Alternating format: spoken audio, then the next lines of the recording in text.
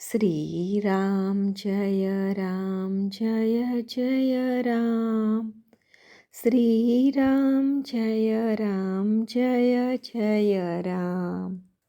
જેમના લોહીનું ટીપે ટીપું પરમાત્મા માટે વપરાઈ ગયું હોય તેવા સહજ સરળ સાત્વિક વ્યક્તિઓ એટલે સંત.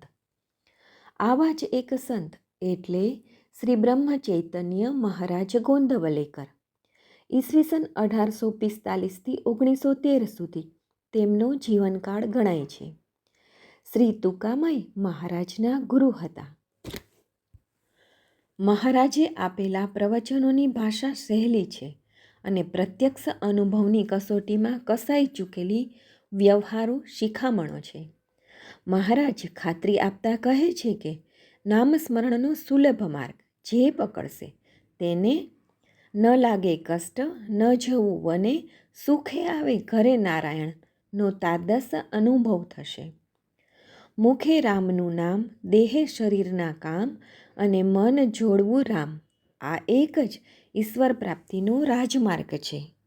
બ્રહ્મ ચૈતન્ય ગોંદવલેકર મહારાજના મરાઠીમાં બોલેલા આ બધા પ્રવચનોનો શ્રી ગોવિંદ સીતારામ ગોખલેએ સંગ્રહ કરી સર્વે પર બહુ મોટો ઉપકાર કર્યો છે. મરાઠી ભાષાના પ્રવચનોનો ગુજરાતી અનુવાદ પ્રાધ્યાપક હર્ષદ ઉપાધ્યાયે કર્યો છે.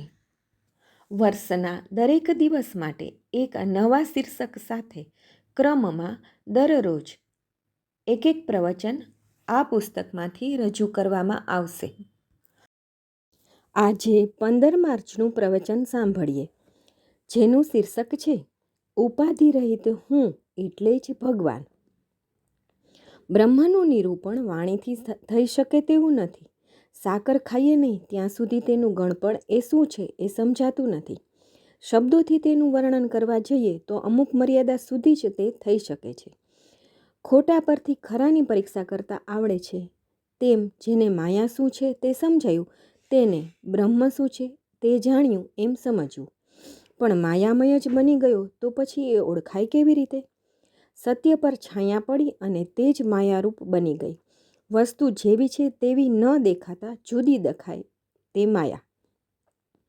તો માયાના બ્રહ્મમાં સપડાયા બાદ સત્ય અને પરમાત્મા સ્વરૂપ એવા બ્રહ્મને જાણવાનું કેવી રીતે બને? જે જીવે છે અને મરે છે તે માયા, એટલે કે માયા એ નાશ પામનારી છે, તૂટી ફૂટી જનારી છે. શાશ્વત આનંદથી જે મને દૂર કરે છે તે માયા. ભગવાનથી મને જે દૂર સરકાવી દે છે તે માયા. એટલે જ ખરું તત્વજ્ઞાન તે જ કે જેનાથી શાશ્વત સુખ મળે, જે માયાની પકડમાંથી છૂટવાનો માર્ગ બતાવે. એક ભગવાન જ ફક્ત સત્ય સ્વરૂપ છે. તેને સારું જે કંઈ કરીએ એ સત્ય. હું દેવનો છું એ સમજવું, એને આત્મનિવેદન કહેવાય છે. આત્મનિવેદન એટલે દેવને ઓળખવાપણું જ. એટલે જ કે માયાનું દૂર થવાપણું. વાસ્તવિકતામાં ઉપાધિ રહિત જે હું તે જ ભગવાન છે. ઉપાધિ રહિત રહેવું એટલે ભગવદ રૂપ થવું.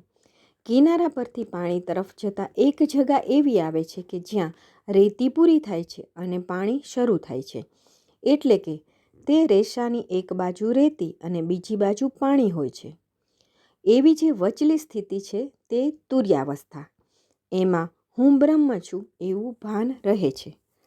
નિર્ગુણ પરમાત્મા અને આ બધી સૃષ્ટિ એને જોડનાર સાંકળી હોય તો તે ઓમકાર. એટલે પરમાર્થમાં કોઈ પણ સાધન દ્વારા જળનું નિરસન કરતા છેવટે ઓમકાર સુધી આવીને થોભવું પડે છે. એટલે કે પ્રત્યેક જણને નામ પર જ આવવું પડે છે.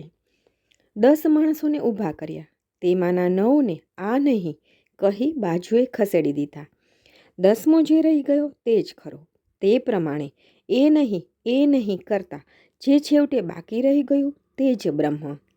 ભગવાન ગીતામાં અર્જુનને કહે છે કે તું જ્ઞાની હોય તો સમાધાનમાં રહે, પણ તું તેવો નહીં હોય તો નાહકની જ્ઞાનની વાતો નહીં કર અને કોઈકનું પણ એટલે કે જ્ઞાની માણસનું સાંભળ અને તે પ્રમાણે કર. એનો સીધો સાદો અર્થ એ થયો કે આપણે સંતને શરણે જવું જોઈએ. સમગ્ર વિશ્વથી દ્રષ્ટિથી જોઈએ તો આપણે અને આપણો પ્રયત્ન તદ્દન તુચ્છ વસ્તુ છે. એટલે ખરા અર્થમાં આપણે નિમિત્ત માત્ર છીએ. અને એટલે આપણી જિંદગીમાં આપણા માર્ગમાં આવનારા સારા નરસા કર્મો એ ઈશ્વર ઈચ્છા પ્રમાણે થાય છે એ સમજીએ. વેદાંત એ આચરણમાં આવે નહીં તો તેનું કંઈ ઉપયોગ નથી. અસ્તુ. જાનકી જીવન સ્મરણ જય જય રામ.